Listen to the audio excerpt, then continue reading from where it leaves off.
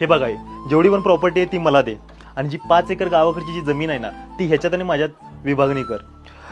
आणि तुला काय पाहिजे? मला सोनं आणि शेती पाहिजे. ओके ते सगळं ठीक आहे. आता ह्याला सोनं दिलं, मला प्रॉपर्टी आणि मला थोडीशी शेत, पण ह्या अडाण्याला काय द्यायचं? हे बघ विरू आणि निखिल, खरं म्हणजे तुम्ही दोघंही चांगलं कमवता.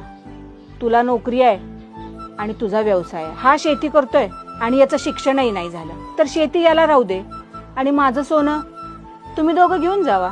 अगं त्याचं तोंड नाही का बोलायला? तू तुझं बोल ना. हे बघा शेत जरी असली तर त्यात सुद्धा आम्हाला भागीदारी पाहिजे.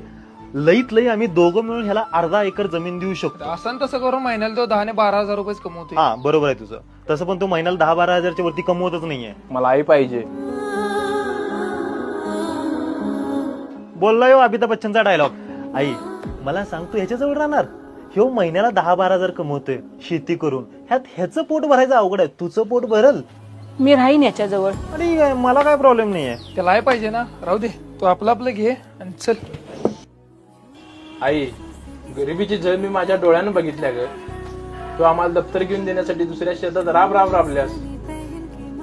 त्या दिवशी 2च्या ऐवजी 3 दप्तरं असती तर तूही शिकला असतास रे.